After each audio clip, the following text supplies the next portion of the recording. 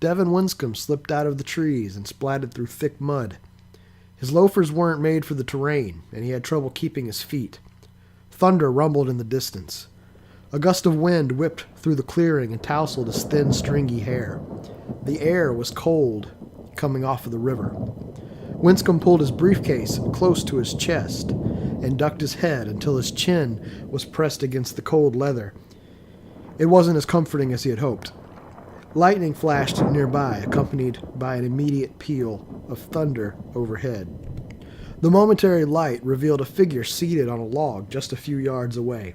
The man was facing away from him, toward the drop-off that led down to the river. Winscombe hesitated for a moment. The man hadn't reacted to the thunder, or to Winscombe's slurpy, gurgling footsteps.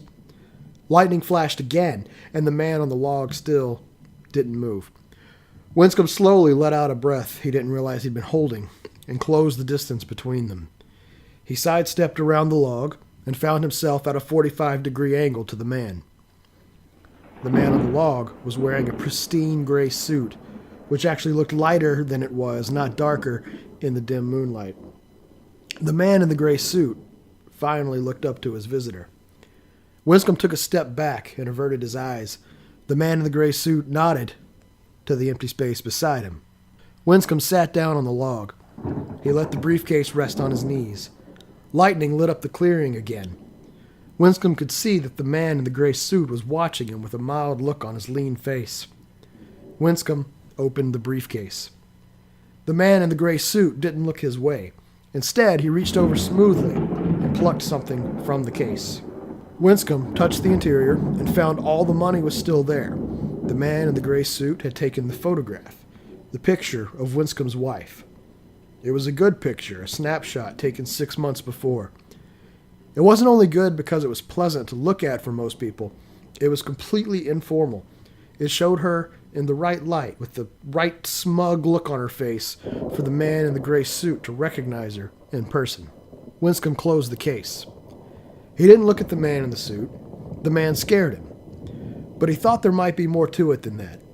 No matter how much his wife might deserve it, no matter how much it needed to be done, there was a part of him that still wasn't sure. Thunder rumbled in the distance as the man in the gray suit returned the picture, placing it gently on top of the now shut briefcase. Winscombe turned his head to look at the man and found the man looking back at him with that same mild expression on his face. Lightning flashed again, and Winscombe saw that the man's look had actually gone from mild to somewhat pleased. Winscombe looked away again. As he did, lightning streaked across the sky directly overhead. The light reflected off the glossy surface of the photograph and drew Winscombe's attention. He frowned, and his narrow shoulders slumped to sharp triangles.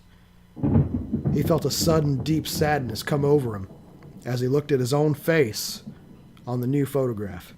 He didn't look up as the man in the gray suit chambered around and pressed his pistol against Winscombe's temple. The man in the gray suit squeezed the trigger, and the suppressed weapon coughed out a single quiet report. Winscombe slipped silently off the log and plopped into the mud beneath. The man in the gray suit stood, holstered his weapon beneath his coat, and picked up the fallen briefcase. As the man in the gray suit ambled back into the woods, he glanced at the picture of Winscombe's wife. The picture was good, he thought, but it didn't quite do her justice. The man dropped it on the muddy, leaf-strewn ground next to the picture of her husband that she had given him the night before.